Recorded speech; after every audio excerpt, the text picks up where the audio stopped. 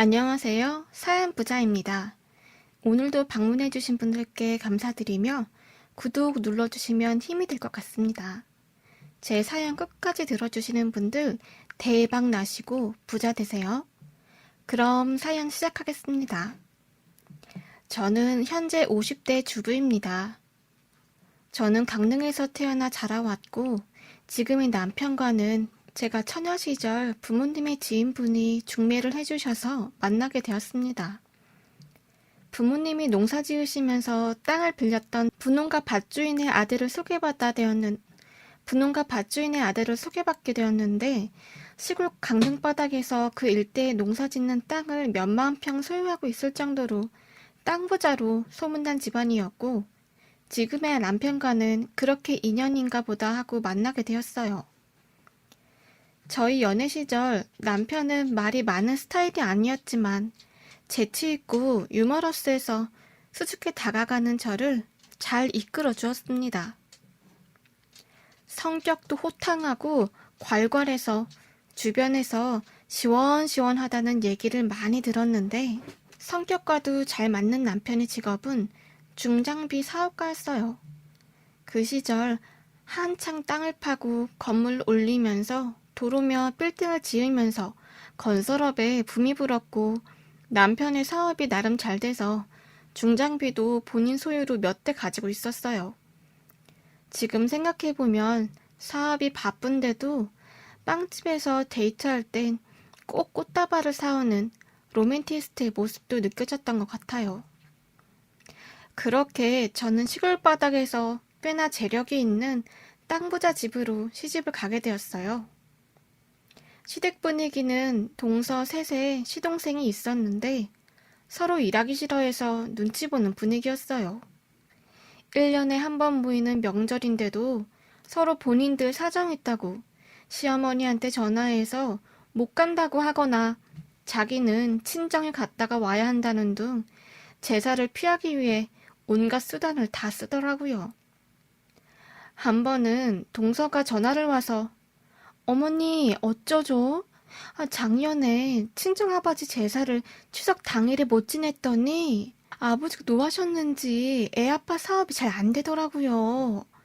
올해는 친정에서 먼저 지내고 갈게요. 어머니 죄송해요. 라고 시어머니한테 전화가 왔습니다. 어머니는 못마땅하셨는지 알겠다며 전화를 뚝 끊으시면서 언제는 먼저 왔냐? 지그지 먼저 지내고 왔지? 라며 혀를 끌끌 찼어요. 저는 묵묵히 시부모님께 오색전부터 시작해서 소갈비까지 갈 때마다 한 보따리씩 싸가지고 갔죠. 아무리 남의 부모라도 어른들께는 정성을 다해서 제를 올려야 된다고 생각했고 그렇게 친정에서 배우고 자랐거든요. 꼴불견인 동서들은 셋 다 돌아가면서 자기 집만 생각하고 시댁에 와도 한두 시간 있다 가고 그랬어요. 그러다 보니 명절 때 제사 음식은 제가 다 도맡아서 하느라 명절 때마다 허리가 끊어지듯 아팠죠. 남편은 처음에는 미안한 눈치를 보이더니 세월이 지날수록 점점 뻔뻔스럽게 안방에 가서 드러누워 있더라고요. 화딱지가 많이 났지만 에휴 어쩌겠냐 내 팔자지 싶더라고요. 그나마 제사는 큰 댁에서 치르느라 조금 나았지만 시댁에 친인척들이 손님이 오시거나 삼시세끼 밥 해먹거나 하는 건 제가 다 차리고 설거지까지 하느라 명절을 보내고 오면 몸살이 들어 링거를 맞을 판이었어요. 그런데 또 동서들은 아버님한테 잘 보여서 땅을 받으려고 여우같이 꼬리를 살랑대면서 애교를 떨었고 가부장적인 집안이지만 그런 동서들의 애교엔 넘어가시길래 한숨만 푹푹 쉬었죠. 아버님이 갖고 계신 땅 중에 가장 노른자 땅이 있었는데 경포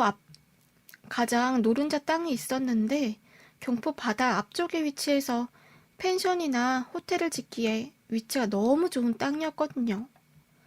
자로젠 듯 네모 반듯하면서 예쁜 땅이었는데 사이드에도 길이 나 있고 도로랑도 가깝고 주변 편의시설이며 공원도 조성이 잘 되어 있어서 진짜 대박값을 불러도 살만한 땅이었죠.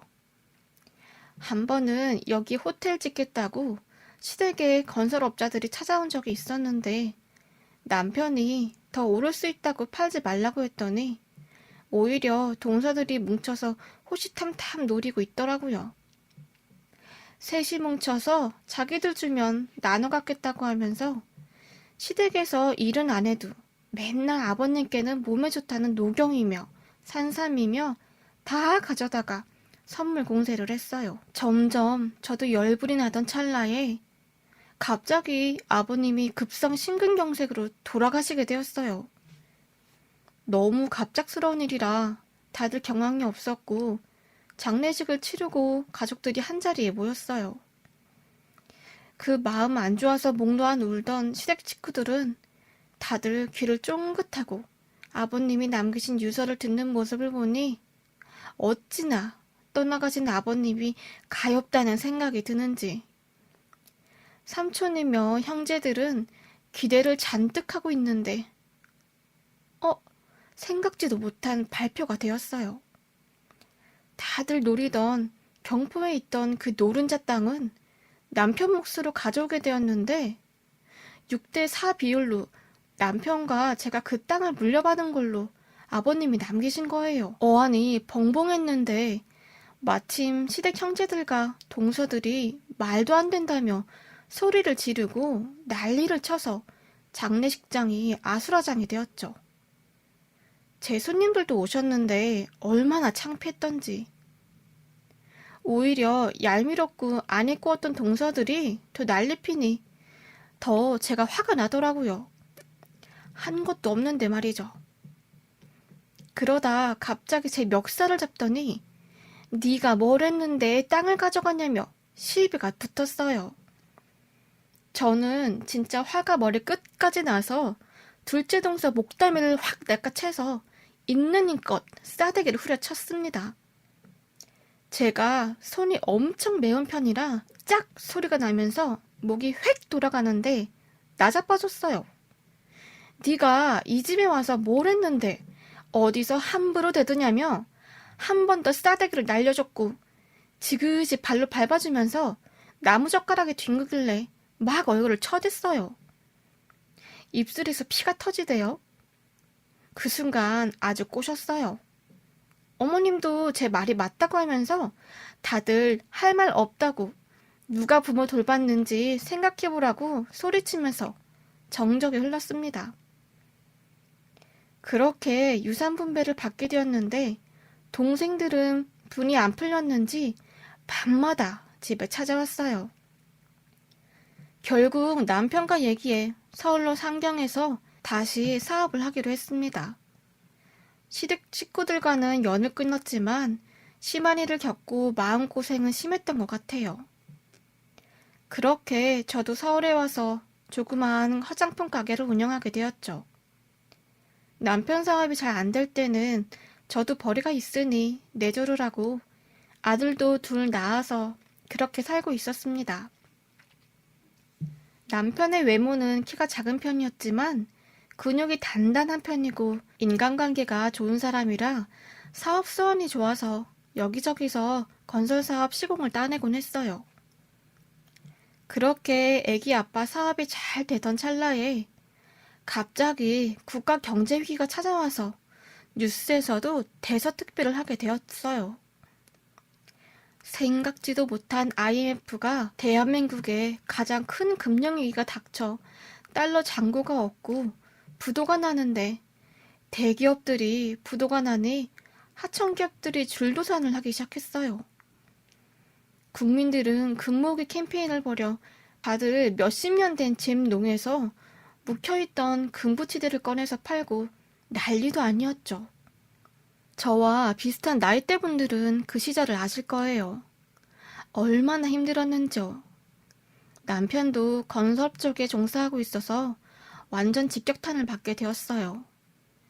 건설 사업비를 받을 때 어음으로 처리하고 나중에 완공되면 나머지 시공비를 받는 깡이라는 어음들이 있었는데 휴지 조각으로 들어오기 시작했죠. 저희들도 갑자기 가세가 기울어 집이 경매에 넘어가고 받았던 유산은 자식들한테 물려주려고 손 안 대기로 했는데 도저히 안 되겠다 싶어서 좀 팔았고 겨우 맡기 시작했어요. 처음에 사업이 잘 돼서 한 대 몇 억 하는 장비들과 직원들을 많이 고용하다 보니 돈이 수십억이 들었거든요. 그렇게 경매에 넘어가던 찰나 제가 화장품 가게로 평생을 일해서 모아놓은 돈이 있었어요. 이것도 애들 결혼 자금으로 모아놓은 거였는데 그 통장이 생각나더라고요. 이거 내가 좀 모아놓은 돈이야. 이걸로 일단 힘든 거 막아요. 라며 제 인감과 함께 남편한테 통장을 넘겼습니다. 저에게는 이제 한 푼도 없었지만 애 아빠가 다시 잘 되면 일어날 수 있다는 생각이 들었죠. 다행히 부도는 막을 수 있었고 우연히 국책 사업을 따게 되면서 큰 건으로 승승장구하게 되었어요. 여유도 생기면서 장사도 접고 애들 키우는 데만 전념하게 되었죠. 하루는 남편이 회식이 있다고 새벽에 들어온 적이 있었어요. 몸을 가누지 못하는 남편 와이셔츠를 벗기는데 여자 립스틱이 묻어있더라고요. 여보, 이게 뭐야? 물었고 별게 아니랍니다. 뭐 비즈니스 때문에 노래방 도우미를 썼는데 그랬다나? 신경 쓰지 말라길래 몇 번은 눈 감아주게 되었어요. 그런데 매일같이 술 마시고 카드 내역서를 보면 동일한 주점으로 찍혀있는 걸 발견하게 되었죠. 애아빠 옷을 정리하는데 슬쩍 휴대폰을 보니 어디냐며 어떤 여자에게 톡이 오는 거예요. 기분이 쎄해서 밥 먹고 있는 애아빠한테 가서 따져 물었더니 적반하장으로 아니 나 지금 밥 먹는 거 안 보여? 내가 애들이랑 당신 먹여 살리는데 왜 그러는데 도대체 나 좀 쉬자 라고 하는 거예요. 진짜 화가 머리 끝까지 나서 머리칼이 쭈뼛쭈뼛 서는데 밥 먹고 있는 밥상을 뒤엎어 버렸습니다. 그동안 내가 열심히 모아둔 거 다 주면서 평생 여행 한 번 안 가고 버텨왔는데 마치 본인이 다 벌어서 먹여 살리듯 말하니 사람이 사람으로 안 보이더라고요. 더군다나 외도를 하는 마당에요. 그날 밤 부부싸움이 심해져서 결국 옆집에서 경찰까지 부르고 경찰도 왔다 갔다 하고 동네가 아주 시끌벅적했습니다. 저는 너무 서럽더라고요. 내가 지고지순하게 다 남편한테 맞춰주고 내조를 했는데 이 힘든 터널을 걷고 나왔더니 푸대접이라니. 저는 이 집에서 나갈 테니 애들 결혼할 때까지 별거 하자며 집을 뛰쳐나왔습니다. 그동안 내가 당한 수모며 진심으로 대했는데 서러움이 복받쳐 길바닥에 주저앉아 엉엉 울었습니다. 그냥 막 뛰쳐나오자 보니 돈이고 뭐고 한 푼도 없었어요. 그러다가 친정에 연락하자니 그건 죽어도 못할 짓이라 결국 지나가다 김밥집에서 숙식 제공이라고 적힌 구직 공고문을 보고 바로 일을 잡아서 시작하게 되었어요. 아들들은 딱한 사정을 알고 엄마 화 풀면 집에 들어오라고 매달 용돈을 주고 갔어요. 그렇게 몇 년 흘렀지만 한번 틀어진 부부 사이는 돌아오지 않았고 여전히 단칸방에서 버티고 있었습니다. 그러던 어느 날 갑자기 아들에게 급하게 전화 한 통이 걸려왔어요. 빨리 집에 오라고요. 무슨 일인가 싶었고 부랴부랴 집에 뛰쳐 들어가니 남편은 저를 보자마자 여보 라며 부르더니 그 자리에서 무릎을 꿇고 엉엉 울더라고요. 도대체 무슨 일이냐길래 얼마 전에 몸이 안 좋아서 쓰러질 것 같아서 병원을 갔는데 간암 사기로 시한부 판정을 받아서 얼마 못 살 거라고 했다는 거예요. 저도 너무 갑작스러워서 어찌할 바를 모르겠는데 애아빠가 그동안 자기 나한테 너무 미안했다며 막 흐느껴 우는 거예요. 자기 죽으면 애들 좀 잘 부탁한다면서요. 아니, 평소에 건강 챙긴다고 영양제는 20알씩 먹는 사람인데 어떻게 이럴 수 있는지요? 제 인생에서 인연이라 생각하고 결혼한 사람인데 이렇게 생애 마감을 앞두고 있다는 청천벽력 같은 얘기를 들으니 어떻게 할지 모르겠더라고요. 아무리 미운 사람이지만 갑자기 이렇게 시한부를 상고받았다고 하니 마음이 안 좋더라고요. 2년 동안 남편은 뭘 잘 못 먹었는지 튼실하던 사람이 다리도 많이 여위고 살도 빠져서 예전 옷이 안 맞고 헐렁한 채로 입고 서 있었어요. 그러면서 저만 괜찮으면 자기 갈 동안 집에서 애들 좀 돌봐달라고 하길래 그러자고 했습니다.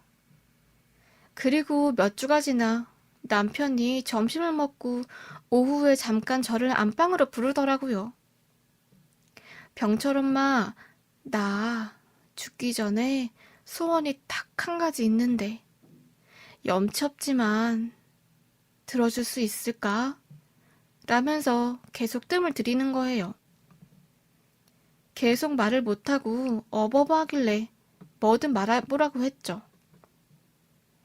근데 글쎄 자기가 죽기 전에 산속에서 요양하면서 첫사랑이랑 만나고 싶다는 거예요. 어릴 적에 만난 미연이한테 전할 말이 있는데 못했다며 저는 하도 기가 차서 말도 안 나왔어요.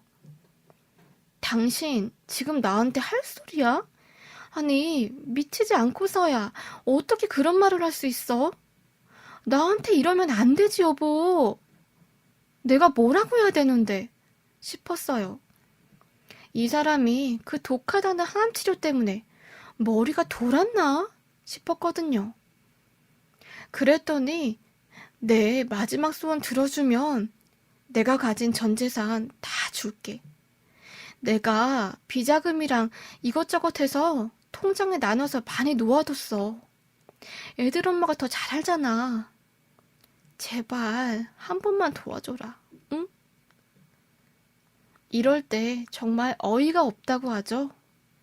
아프지만 않았어도 확 후려치고 싶었는데 5만 가지 감정이 겹쳐 올랐네요. 평생을 뒷바라지한 남편이고 시부모님께도 잘하면서 알았는데 모진 수며 다 겪으며 살았고 이게 뭔가 싶더라고요.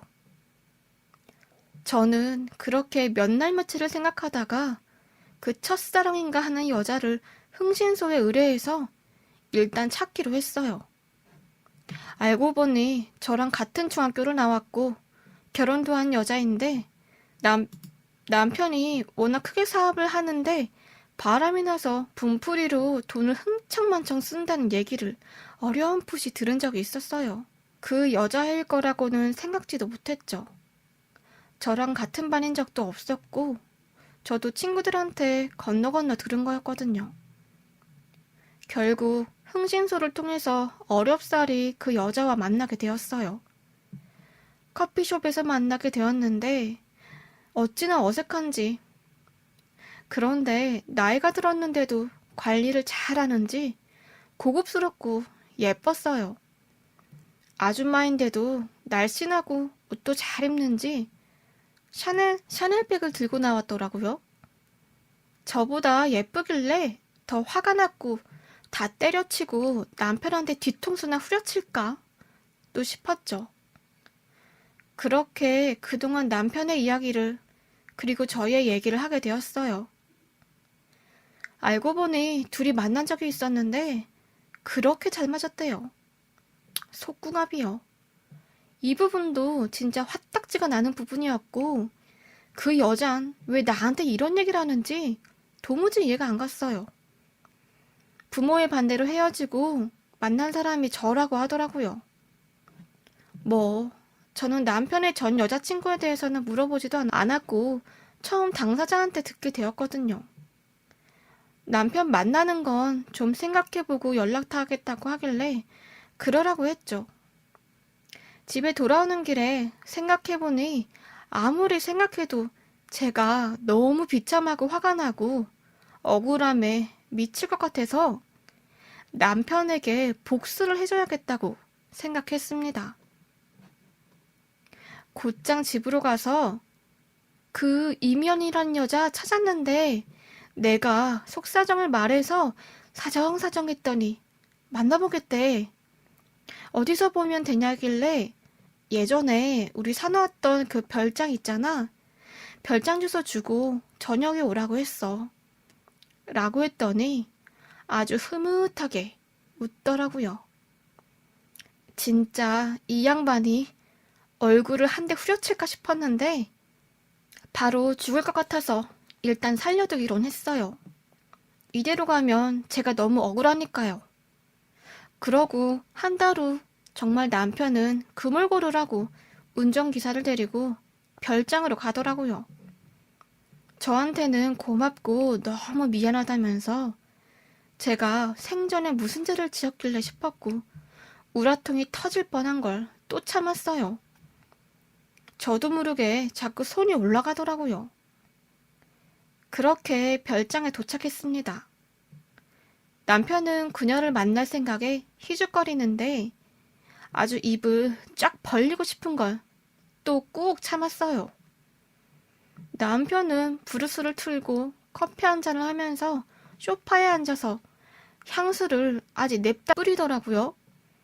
긴장감과 함께 설렜는지 예전에 저를 무시하고 밤낮으로 술 먹고 들어와서 지었던 야릇한 표정을 짓더라고요. 암 말기 환자의 마지막 소원이 죽기 전에 첫사랑과 술 한잔하며 뜨거운 밤을 보내는 거라니. 그것도 내 돈도 들어간 별장에서 말이죠. 그리고 남편의 첫사랑 미연이가 등장했어요. 요즘은 관리를 잘 안 하는지 허리가 좀 볼록했고 등살이 좀 있는 편이었고 살이 좀 쪄서 왔더라고요. 얼굴은 뭐 관리를 했는지 스카프로 돌돌 감고 있는데 그 여인이 뒤를 돌자마자 남편은 경악을 했습니다. 뭐야? 다 당신 여기 왜 있어? 아, 미연이는 어디 가고? 바로 저였습니다. 사실 이런 사정을 미연 씨한테 말했더니 자기도 남편이 바람 피운 적 있다며 칼같이 복수하라고 저한테 하더라고요. 그래서 한 달 동안 죽어라 살 빼고 진짜로 보이려고 미연 씨가 자기 옷도 빌려주고 그렇게 입고 가게 되었어요. 미연 씨는 그래야 남편 보내고 살면서 평생 후회 안 하실 거라고 말해줬고 저는 기가 찬 남편을 보고 그동안 억울했던 서러운 감정이 복받쳐 오르는데 있는 힘껏 달려가 남편의 싸대기를 후려쳐 주었습니다. 네가 짐승이지 사람이냐며 손에 잡히는 물건들 다 던져버리고 별장에서 남편이 제일 좋아하고 아꼈던 크리스탈로 된 유명 작품들을 다 깨부셔 버렸어요. 소파도 엄청 수천만 원짜리였는데 남편이 아끼는 거라 싹 다 잘라버리고 짓밟아 버렸죠.